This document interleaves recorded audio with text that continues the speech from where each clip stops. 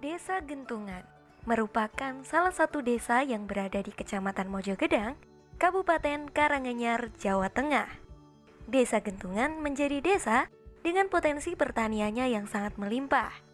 Sejalan dengan hal tersebut, desa ini memiliki penduduk dengan mayoritas berprofesi sebagai petani padi. Namun, bukan petani padi biasa.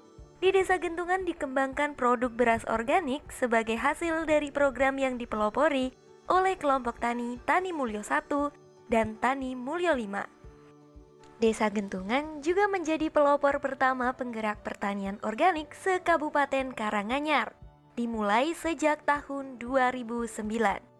Hal tersebut didasari dari adanya keresahan kelangkaan pupuk kimia di kalangan petani.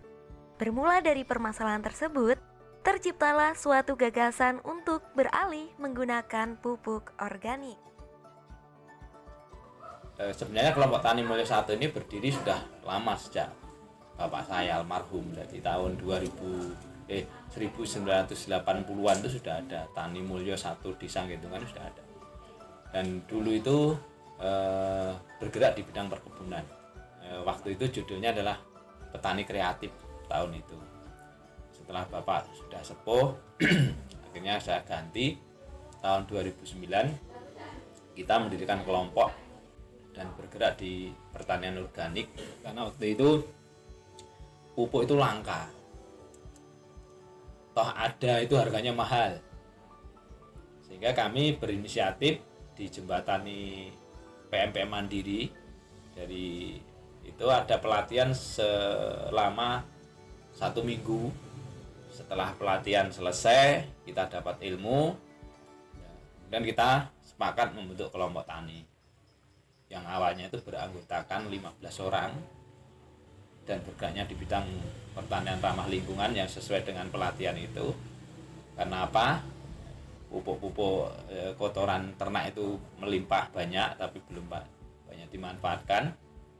Nah, mulai itulah kita pelan-pelan merubah pertanian konvensional menjadi pertanian organik.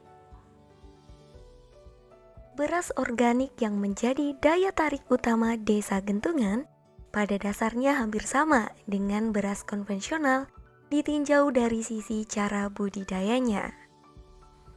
Perbedaan yang mendasar yaitu budidaya padi organik menggunakan pupuk organik yang diperoleh dari hasil fermentasi kotoran ternak dalam proses pemupukannya. Selain itu, dalam membasmi hama, petani Desa Gentungan juga mengandalkan musuh alami dan juga penanaman refugia di sekitar tanaman padi. Hal tersebut berguna untuk keseimbangan ekosistem sawah. Padi yang telah dipanen kemudian diolah menjadi beras. Proses pengolahannya sudah lebih modern, yaitu dengan menggunakan mesin penggiling padi serta mesin seed cleaner yang digunakan sebagai alat pemisah bulir padi dari sekamnya. Selain itu, agar lebih bersih, beras dipilah dari kotoran-kotoran seperti batu-batu kecil dengan menggunakan tenaga manual hingga akhirnya siap untuk dikemas. Kalau cara budidaya sama sih yang konvensional. Pengolahan lahannya ya sama, budidayanya sama. Yang membedakan ketika konvensional itu membawa pupuk kimia, obat kimia, awal itu kita baru mengurangi. Kita belum 100% meninggalkan kimia. Jadi bahasa kami itu konversi. Kita mengurangi pupuk-pupuk buatan pabrik itu sedikit demi sedikit. Kemudian 3 tahun berikutnya kita mengajukan sertifikasi. Yang sertifikasi itu di Sapereng sama Gentungan. Di Sapereng itu 5 hektar, Gentungan 5 hektar, tapi Gentungan tidak lolos.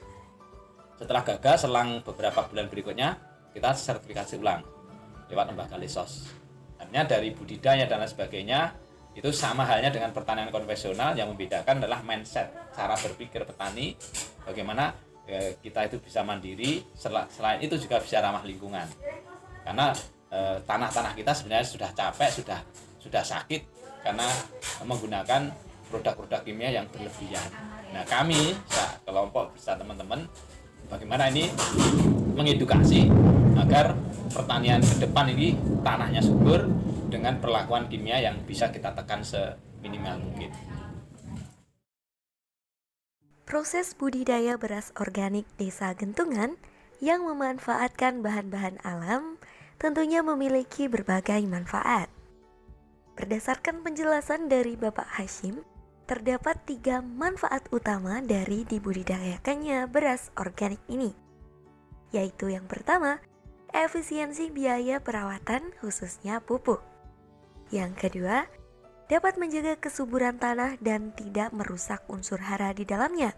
Serta yang terakhir, hasil beras yang diperoleh lebih sehat karena tidak banyak mengandung residu kimia. Tidak hanya itu, beras organik ini juga termasuk produk pertanian yang ramah lingkungan, ditinjau dari proses budidayanya. Sehingga, beras organik yang layak akan mendapatkan sertifikat dari Lembaga Sertifikasi Organik. Hal ini menjadi alasan bahwa pertanian organik, khususnya pada komoditas padi, perlu untuk dilakukan, karena dapat berkelanjutan dan berguna untuk menjaga keseimbangan ekosistem. Limbahnya pertanian akan ke ternak, limbahnya ternak akan ke pertanian. Akhirnya jadi hubungan yang bagus sekali. Dan yang kedua tentunya dari segi hasil panennya, orang-orang yang di kota ya nggak beli di supermarket, harganya mahal, tapi bangga yang bisa beli beras organik label di supermarket. Kenapa tidak bangga beli hasil petani yang notabene jenengan atau keluarga jenengan ketika ada liburan, misalnya seperti hari ini libur, ya beli beras ke petani. Ayo belinya sayur atau belinya beras atau produk pertaniannya ke petani saja.